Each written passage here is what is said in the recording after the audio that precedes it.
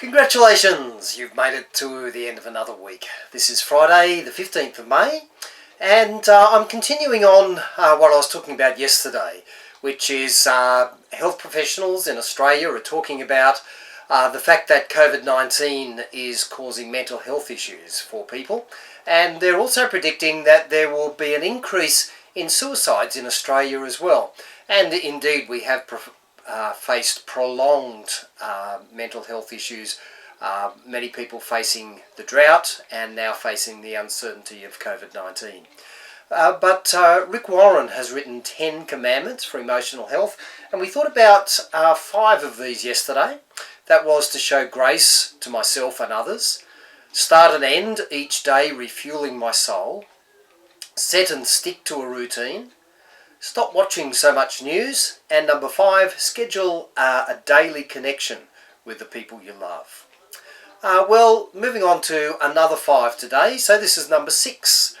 Share my feelings instead of stuffing them.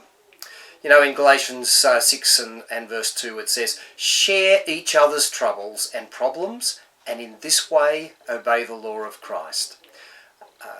It's easy sometimes, particularly maybe for us men, to not express what we're feeling or what's going on inside us. But it's helpful to do so. It clears the air, and as they say, a burden shared is a burden halved. James says, confess your faults to one another and pray one for another so that you may be healed. And number 7, seek advice before making decisions.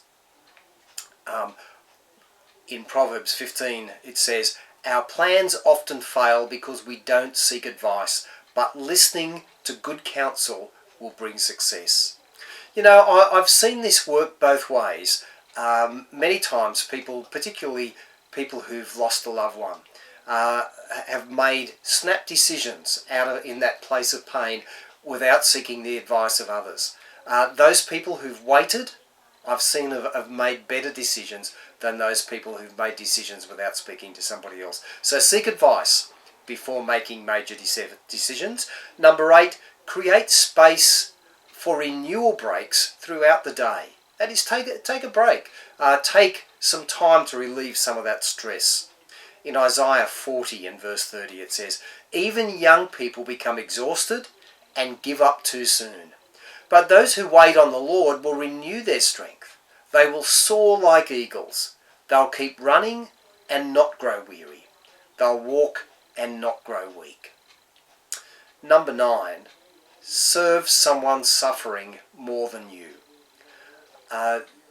Again, James in his first chapter writes, the religion that God our Father accepts as pure and faultless is this, to take care of orphans or widows who need help in their distress, and to keep yourself uncorrupted by the world. Another great verse is in Proverbs 11. The generous prosper and are satisfied. Those who refresh others will themselves be refreshed. Again, I've found this to be so true in life. You refresh somebody else and there's a reward that comes to you for helping others. So serve someone who's suffering more than you. And finally, number 10, control the controllable and trust God for the rest.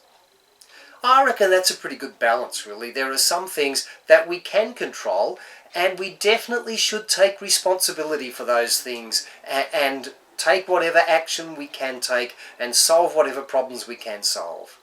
But in life, there are just some things that we can't trust, we can't solve, we don't know the answer to, and we've just got to trust God for that answer.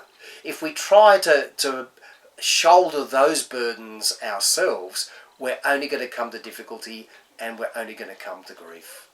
So let me encourage you, in these days that are difficult, these days where the future is unknown, these days where we do face some pressure and stress around perhaps our health, the health of people we love, our jobs, perhaps our relationships, and certainly our welfare and prosperity for the future. It's unknown in so many of these areas, and so we need to take these measures to protect our mental health and the mental health of others. God bless you. Let me pray for you briefly. Father, in these times of stress, help us to look to you and to seek your wisdom and your guidance. Pray, Father, that you'd help us to cast onto you all those things that are way beyond us. And we thank you that you're there for us day and night, 24/7. In Jesus' name, we say thank you. Amen.